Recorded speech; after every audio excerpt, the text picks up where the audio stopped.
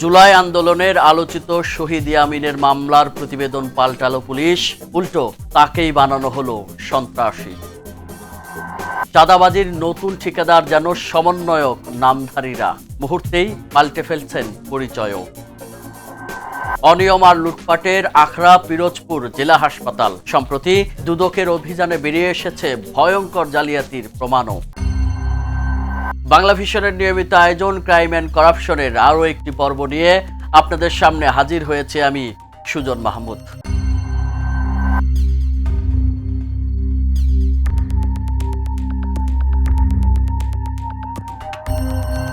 দর্শক, crime and করাপশনের আজকের এই পর্বটি শুরু করছি খোদ জুলাই আন্দোলনে আলোচিত এক শহীদের মামলার তদন্ত প্রতিবেদন পাল্টানো পুলিশের ভয়ঙ্কর এক জালিয়াতির খবর দিয়ে।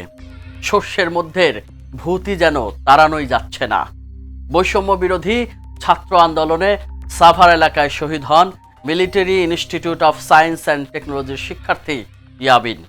সে সময় পুলিশের এপিসি থেকে ফেলে দেয়া দৃশ্যটি সারা দেশেই আলোচিত হলেও মামলার তদন্ত প্রতিবেদনে এসে পাল্টে যায় পুলিশের সম্পৃক্ততা। উল্টো ইয়ামিনকেই দেখানো হয় সন্ত্রাসী হিসেবে। আর তদন্ত করতে গিয়ে পুলিশ সদস্য ছাড়া প্রত্যক্ষদর্শী, আন্দোলনকারী, এমনকি সাংবাদিকদেরও কোনো সাক্ষ্যই দেননি তারা। অথচ ভিডিও ফুটেজে বিশ্ববাসী দেখেছেন ইয়ামিনের প্রতি পুলিশের ভয়ঙ্করতম বর্বরতা। বৈষম্য বিরোধী ছাত্র আন্দোলনের শহীদ শায়েক আসহাবুল ইয়ামিন হত্যায় পুলিশ জড়িত নয় বলে প্রতিবেদন দিয়েছে পুলিশের তদন্ত কমিটি। অভিযোগ উঠেছে ৩ তদন্ত কর্মকর্তা যাদের পুলিশ সহকর্মীদের বাঁচাতে পক্ষপাতমূলক প্রতিবেদন দিয়েছেন, একই সাথে ইয়ামিনকে সন্ত্রাসী আখ্যায়িত করেছে। কেউ কেউ বলছেন শেখ হাসিনার আমলে পুলিশের যে নৈতিক অবক্ষয় হয়েছে, গণ অভ্যুত্থানের পরেও তারা সেখান থেকে বেরিয়ে আসতে পারেনি, বরং কঠিন চাপে থাকলেও মাঝে মাঝে তাদের নষ্ট চরিত্র প্রকাশ পাচ্ছে। নির্মম ওই হত্যার ঘটনায় আন্তর্জাতিক অপরাধ ট্রাইব্যুনালে শেখ হাসিনা সহ ৭৮ জনের বিরুদ্ধে অভিযোগ দায়ের করেন মোহাম্মদ আবদুল্লাহ আল মুনকাদির। তদন্ত শুরু হয়। প্রতিবেদনে পুলিশের সাক্ষ্যে বলা হয়েছে, ইয়ামিন এপিসি কারে উঠলে বাইরে থেকে সন্ত্রাসীরা গুলি করে, এতে সে কারের উপর লুটিয়ে পড়ে। এএসআই মোহাম্মদ আলী ছাদ থেকে নামাতে গিয়ে হাত ফসকে পড়ে যায় ইয়ামিন। কারণ হিসেবে উল্লেখ করেছেন তার হাতে ব্যথা ছিল। চিকিৎসার জন্য রোড ডিভাইডার পার করে দেয় যেন ইয়ামিনকে জনগণ হাসপাতালে নিয়ে যেতে পারে। পুলিশের এই বক্তব্যের সাথে ভিডিও ফুটেজের কোনো মিল পাওয়া যায়নি। স্বৈরাচার ফ্যাসিস্ট শেখ হাসিনার পক্ষ নিয়ে আন্দোলনকারীদের ভয় দেখাতে ইয়ামিনকে ব্লু রঙের এপিসি কারের উপর রেখে সড়ক টহল দেয় পুলিশের সদস্যরা। একই সাথে চলে ছাত্র জনতার উপর গুলি। কিছুক্ষণ পর এপিসির অবস্থান বদলে সাভারের রানা প্লাজা ও ভ্যাট অফিসের মাঝামাঝি গিয়ে থামে। সাজোয়া যানের ভেতর থেকে পুলিশের এক সদস্য বাম দিকের দরজা খুলে দেন। তখন আরেকজন সদস্য এপিসি কারের উপরে ঢাকনা খুলে উপরে উঠে ইয়ামিনকে টেনে হিঁচড়ে সড়কে ফেলে দেন। ওই সময় ইয়ামিন জীবিত ছিল। গুলিবিদ্ধ শায়েক ইয়ামিনকে সর্বশক্তি দিয়ে প্রচণ্ড কষ্টে নিঃশ্বাস নিতে তখনও দেখা যায়। পরনে ছিল একটি নেভি ব্লু কালারের ট্রাউজার এবং গায়ে অনেকটা খয়েরি রঙের জামা। এপিসি থেকে তাকে ফেলে দেওয়া হলে তার 2 হাত 2 দিকে পড়ে, আর একটি পা ভাঁজ হয়ে পড়ে। আরেক পা এপিসির বাঁদিকের চাকার সঙ্গে আটকে যায়। মৃত ভেবে পায়ে গুলি না করে রাস্তার উপরের এক প্রান্ত থেকে অপর প্রান্তে টেনে নিয়ে রোড ডিভাইডারের পাশে ফেলে দেন। এরপর আরও 2 জন পুলিশ সদস্য এপিসি থেকে নেমে তাকে মূল সড়ক থেকে টেনে সড়ক বিভাজকের উপর দিয়ে সার্ভিস লেনে ফেলে দেয়। পুলিশের এই প্রতিবেদনে গভীর বিস্ময় প্রকাশ করে স্বরাষ্ট্র মন্ত্রণালয় বলছে, চরম পক্ষপাতমূলক এ প্রতিবেদন অগ্রহণযোগ্য। শহীদ ইয়ামিনের প্রতি পুলিশের এমন আচরণকে ভয়ঙ্কর বর্বরতার বহিঃপ্রকাশ বলে প্রতিবেদন দিয়েছে সশস্ত্র বাহিনী বিভাগ। স্বরাষ্ট্র মন্ত্রণালয় সূত্র বাংলা ভিশনকে জানিয়েছে, পুলিশের দেওয়া প্রতিবেদন নিয়ে স্বরাষ্ট্র মন্ত্রণালয়ে সভা হয়েছে। সেখানে বলা হয়েছে, পুলিশের তদন্ত প্রতিবেদনের সঙ্গে ইয়ামিন হত্যাকাণ্ডের বিষয়ে সামাজিক যোগাযোগ মাধ্যমে ছড়িয়ে পড়া ভিডিও ক্লিপের কোনো মিল নেই। ফলে প্রতিবেদনটি নির্ভুলতা ও সত্যতা নিয়ে সন্দেহ রয়েছে। এছাড়া তদন্ত করতে গিয়ে তদন্ত কর্মকর্তারা শুধু পুলিশ সদস্যের বক্তব্য নিয়েছেন। তারা কোনো প্রত্যক্ষদর্শী জনগণ কিংবা সংবাদকর্মীর সাক্ষ্য নেননি, যা তদন্ত প্রক্রিয়াকে পক্ষপাতদুষ্ট ও অগ্রহণযোগ্য হিসেবে উপস্থাপন করে। তদন্তকারী পুলিশ কর্মকর্তারা তদন্তকালে অপেশাদার সুলভ কর্মকাণ্ড সহ দায়িত্বে চরম অবহেলা করেছেন। এই প্রেক্ষিতে কমিটির 3 পুলিশ সদস্য তাদের উপর অর্পিত দায়িত্ব দায়িত্ব পেশাদারিত্বের সঙ্গে পালন না করায় এবং চরম দায়িত্ব অবহেলা করায় তাদের চাকরি হতে বরখাস্ত করাসহ বিভাগীয় ব্যবস্থা গ্রহণের জন্য জননিরাপত্তা বিভাগের রাজনৈতিক শাখাকে অনুরোধ জানানো হয়েছে। স্থানীয়দের অভিযোগ, পুলিশের সাজোয়াজান বা এপিসি থেকে ইয়ামিনের গুলিবিদ্ধ দেহ রাস্তায় ফেলে আতঙ্ক সৃষ্টি করে পুলিশ। সাভারের আশুলি এলাকায় বর্বরোচিত ওই ঘটনা ঘটে। কোনরূপ মৃত্যুর সনদ না দিয়ে হাসপাতাল কর্তৃপক্ষ ইয়ামিনের লাশ হস্তান্তর করে। ঢাকা ও সাভার রেঞ্জের পুলিশের ঊর্ধ্বতন কর্মকর্তারা ইয়ামিনের মৃত্যুর ঘটনায় মামলা দায়ের করতে গেলে ভয়ভীতি দেখান। সাভারের তালবাগে পারিবারিক কবরস্থানে ইয়ামিনের লাশ দাফন করতে চাইলে স্থানীয় আওয়ামী লীগ নেতা মিজানুর রহমান মিজান বাধা দেন। পরে শহীদ ইয়ামিনকে সাভার ব্যাংক টাউন কবরস্থানে দাফন করা হয়। মানবতাবিরোধী অপরাধের অভিযোগ আনা হয়েছে আসামিদের বিরুদ্ধে। নিয়াজ মখদুম, বাংলা ভিশন, ঢাকা। এবার সমন্বয়ক পরিচয়ে বীমা কোম্পানি ও সরকারি বীমা নিয়ন্ত্রক কর্তৃপক্ষের কার্যালয়ে গিয়ে হুমকি ধমকি এবং প্রভাব বিস্তারের অভিযোগ উঠেছে। অভিযুক্ত ওই সমন্বয়ক ঢাকা কলেজের এক শিক্ষার্থী। তিনি কখনো সমন্বয়ক আর কখনো নাগরিক কমিটির নেতা। যদিও অভিযুক্ত নিজেই বাংলা ভিশনের কাছে স্বীকার করেছেন তিনি সমন্বয়ক নন, বরং জাতীয় নাগরিক কমিটির হয়েই নাকি তিনি ওই প্রতিষ্ঠানগুলোতে গিয়েছিলেন। গত 14 জানুয়ারি রাজধানীর ডিআইটি রোডের প্রিন্টার্স বিল্ডিংয়ের 7ম তলায় যমুনা লাইফ ইন্স্যুরেন্সের প্রধান কার্যালয়ে মারমুখী ভঙ্গিতে প্রবেশ করেন কয়েকজন তরুণ। সংস্থাটির চেয়ারম্যানের কক্ষে প্রবেশ করে নিজেদেরকে বৈষম্য বিরোধী ছাত্র আন্দোলনের সমন্বয়ক পরিচয় দেন তারা। চেয়ারম্যান বদরুল আলমকে হুমকি ধমকি দিয়ে দাবি জানান ইন্স্যুরেন্সটির সিও পদে নতুন নিয়োগ পাওয়া বিশ্বজিৎ কুমার মণ্ডলকে অপসারণ এবং সেই পদে পুনরায় কামরুল হাসান নামের তাদের পছন্দের ব্যক্তিকে নিয়োগ দিতে। হুমকি দিয়ে প্রতিষ্ঠানের পরিচালনা পর্ষদের মতামত ছাড়াই তাৎক্ষণিক সিইওকে অব্যাহতিপত্র দিতে বাধ্য করেন তারা। তারপর সেই অব্যাহতিপত্র সঙ্গে নিয়ে চলে যান সমন্বয়ক পরিচয়ধারীরা। চেয়ারম্যান সাহেব তখন বলছে যে না, আমি একা তো আর সিদ্ধান্ত নিতে পারি না, আমার বোর্ড এটা সিদ্ধান্ত নিবে, বোর্ডের সাথে আলোচনা করি। না, বোর্ড এগুলো দরকার নাই, আপনি একা দিলেই হবে। আমরা আইডিআর সাথে কথা বলে আসছি যে আপনি সই করে দিলেই হয়ে যাবে। আমরা এই চিঠি নিয়ে যতক্ষণ এই চিঠি না দিবেন আমরা এখান থেকে যাব না, আর যদি আপনি চিঠি না দেন তাহলে আপনার অবস্থা খুব খারাপ হবে। চেয়ারম্যান সাহেবকে ভয়ভীতি দেখাইছে। চেয়ারম্যান বয়স্ক মানুষ, একটু ভয় পেয়ে গেছে। ভয় পেয়ে গিয়ে তাৎক্ষণিকভাবে যেন কোনো রকম দুর্ঘটনা বা কোনো রকম ঘটনা না ঘটে, তাৎক্ষণিক ভয় পেয়ে গিয়ে উনি এটা আমাকে অব্যাহতির একটা কাগজ, একটা চিঠি ড্রাফট করার জন্য এইচআরের চিফ যে আছে তাকে ডাকছে। এইচআরের চিফকে ডেকে উনি বলছে যে ওনার নামে এমডি সাহেবের যে আছে এই তার নামে একটা তাকে অব্যাহতি চিঠি একটা ড্রাফট করে নিয়ে আসো, আমি সই করে দেব। তাৎক্ষণিকভাবে সে এটা নিয়ে গেছে এবং তাকে জোর করে তারা চেয়ারম্যান সাহেবকে দিয়ে এই চিঠিটা সই করায় নিয়ে এটা তারা চলে গেছে এবং আইডিআরতে এইটা চিঠির কপি তারাই এখানে দিয়ে গেছে। আমাদের অফিস থেকে এই চিঠির কোনো কপি আইডিআরতে পাঠায়নি। এবং পরের দিন পরিচালনা পর্ষদে মিটিংটা করে তারা 3 জনের চেয়ারম্যান সহ আরও 2 জন পরিচালক এইটা চিঠিতে সই করে দিয়ে দিয়েছে যে এটা যেহেতু জোর করে নিয়ে গেছে এই কারণে আইডিআরের জন্য এটার সম্পর্কে কোনো ব্যবস্থা না নেই। আমরা তাকে, উনি আমাদের কোম্পানিতে এমডি হিসেবে আছে, আমরা তাকে তার করি নেই, অব্যাহতি দেই নেই। তার আগে এই সমন্বয়ক পরিচয়ধারীরা যান দিলকুশায় অবস্থিত ইন্স্যুরেন্স কোম্পানিগুলোর নিয়ন্ত্রক প্রতিষ্ঠান আইডিআরএতে। সেখানেও সরকারি কর্মকর্তাদের হুমকি ধমকি দিয়ে বিশ্বজিৎ কুমার মণ্ডলের পরিবর্তে সার্টিফিকেট জালিয়াতির দায়ে চাকরি যাওয়া কামরুল হাসানকে যমুনা লাইফ ইন্স্যুরেন্সে পুনরায় নিয়োগ দেওয়ার দাবি জানায় তারা। কয়েকদিন আগে ওই যে সমন্বয়ক হিসাবে পরিচয় দিয়ে কিছু ছেলেপেলে এখানে 12-15 জন হবে, তারা আসছিল। তাদের দাবি ছিল যে যমুনা লাইফ ইন্স্যুরেন্সের মেয়াদ উত্তীর্ণ সিইও কামরুল হাসানকে কি করতে হবে, নিয়োগ দিতে হবে। কারণ ওনার নিয়োগের প্রস্তাব আগে আসছিল, পুনঃনিয়োগের প্রস্তাব এপ্রিল মাসে। তখন কর্তৃপক্ষ যাচাই বাছাই করে তার সার্টিফিকেটে ত্রুটি পাইছে। অত আমি ব্যাখ্যা বিশ্লেষণ এখন দিব না। তো সেটা সন্তোষজনক না হওয়ায় কর্তৃপক্ষ তার নিয়োগ বাতিল করছে। এবং এই যে ছেলেপেলে আসছিল যারা, তারা এই দাবি নিয়ে আসছিল যে এই বাতিলকৃত মানে আবেদন বাতিলকৃত কামরুল হাসানকে ওই যমুনা লাইফ ইন্স্যুরেন্স কোম্পানির সিইও হিসেবে নিয়োগ দিতে হবে। এইটা হলো মূল কথা। তো তারা এসে ওখানে আমাদের রিসিপশনে বিড়বারটা করলে পরে তারা দাবি জানায় যে চেয়ারম্যান স্যারের সাথে কথা বলবে তারা। তখন আমাদের পরিচালক অন্যান্য এই লেভেলের তাদের সাথে কথা বলার চেষ্টা করছে। তখন তারা একটু মানে এদের কথায় তারা তাদের মূল হলো যে তারা চেয়ারম্যান স্যারের সাথে করবে। তো পরে আমাদের পরিচালকরা চেয়ারম্যান স্যারকে অবহিত করলে স্যার ওইটা বিবেচনা করলেন। সার্টিফিকেট জালিয়াতির কারণে চাকরি হারানো ব্যক্তিকে চাকরিতে পুনর্বহাল করাতে সমন্বয়ক পরিচয়ে সরকারি এই প্রতিষ্ঠানে প্রভাব বিস্তার করতে আসা দু একজনকে ছাত্র মনে হলেও বাকিরা ছাত্র কিনা সেই নিয়ে সন্দেহও প্রকাশ করেন সরকারি বীমা নিয়ন্ত্রক প্রতিষ্ঠানের এই কর্মকর্তা। দেখলে ওরকম মনে হয় না, মানে যে একটা রেগুলার স্টুডেন্ট।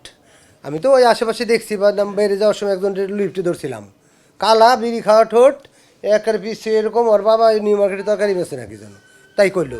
এতে প্রশ্ন ওঠে, আসলেই কি তারা বৈষম্য বিরোধী ছাত্র আন্দোলনের সমন্বয়ক? নিজেকে সমন্বয়ক পরিচয় দিয়ে এই দলের নেতৃত্ব দেন মামুনুর রশিদ রতন নামের এক যুবক। ঢাকা কলেজের ম্যানেজমেন্ট বিভাগের শিক্ষার্থী তিনি। তবে কেন্দ্রীয় বা ঢাকা কলেজ সমন্বয়ক কমিটিতে তার নাম পাওয়া না গেলেও চাকরিতে প্রবেশের বয়সসীমা ৩৫ করার দাবির আন্দোলনের নেতা হিসেবে পরিচিত তিনি।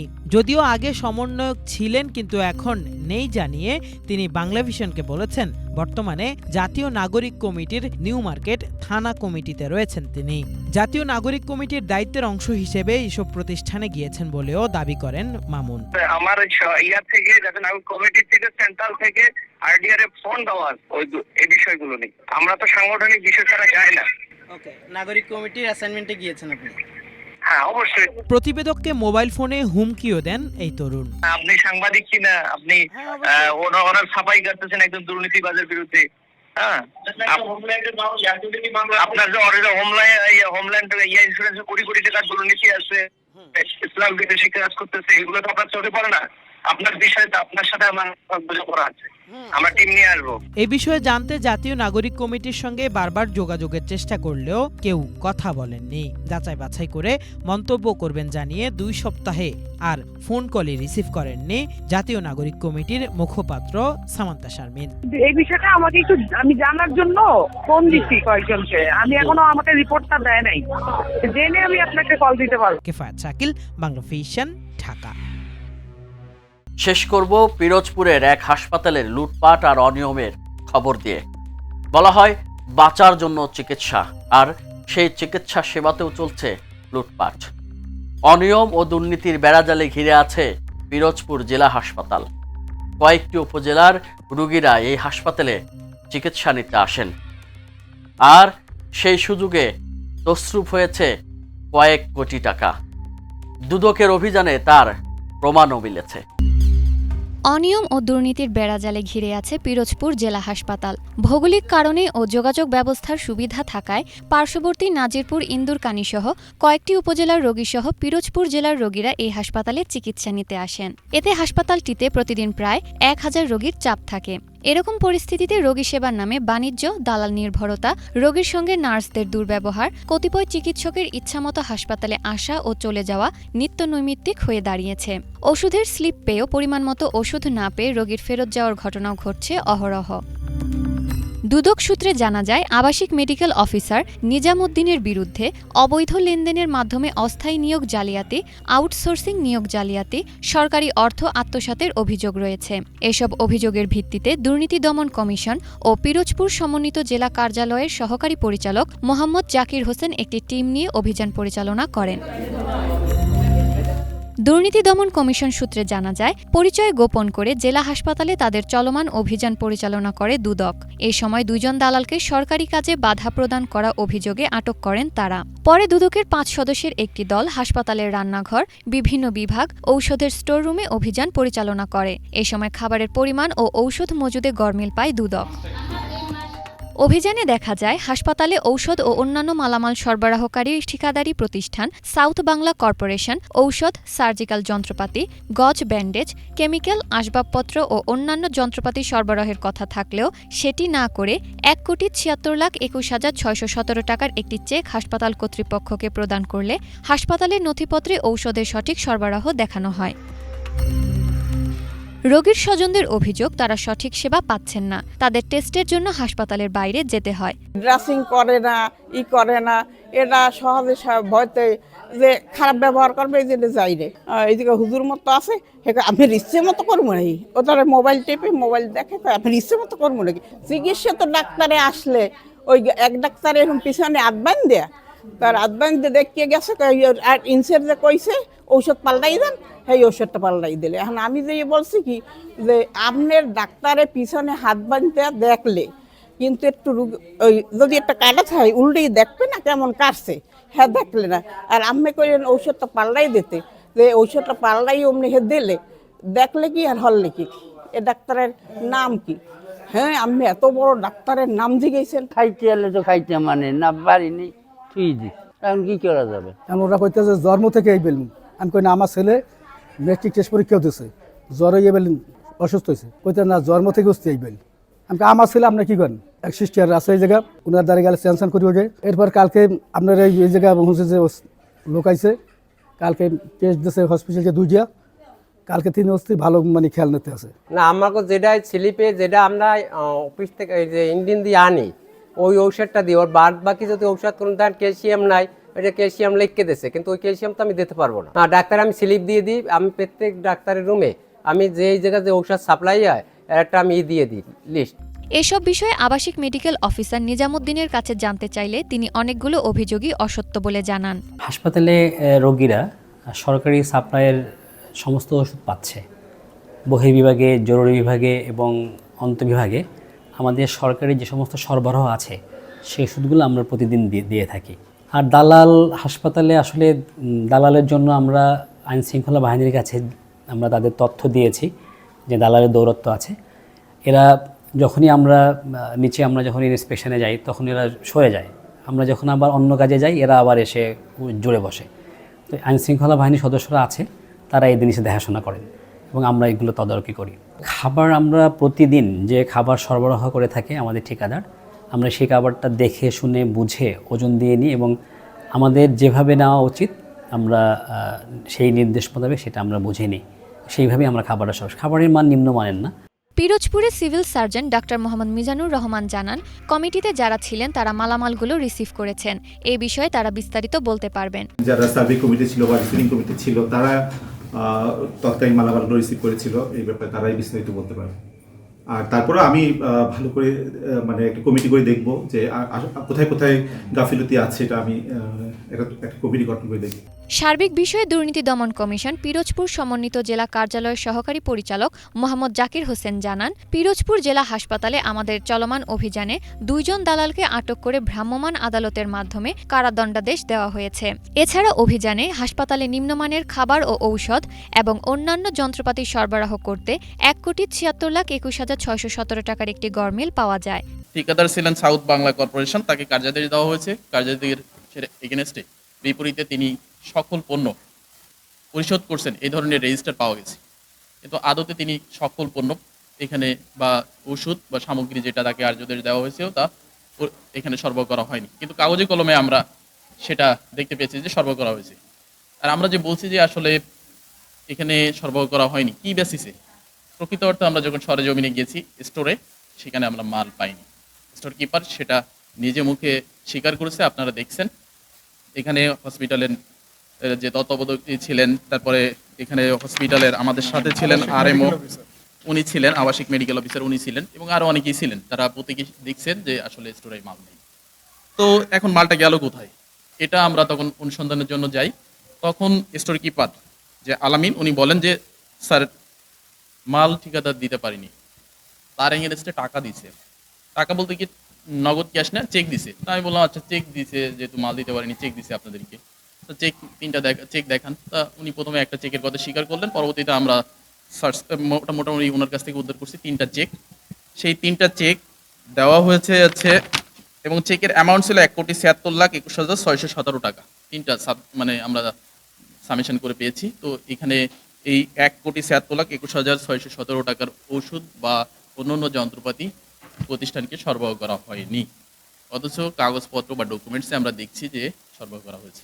এমতো অবস্থায় কর্তৃপক্ষের কাছে সাধারণ জনগণের দাবি, অনিয়ম, দুর্নীতি ও সব ধরনের দালাল চক্রের সদস্যদের হাসপাতাল থেকে বিতাড়িত করে উপযুক্ত আইনানুগ ব্যবস্থা গ্রহণ করে হাসপাতালের সুস্থ সুন্দর পরিবেশ গড়ে তোলার।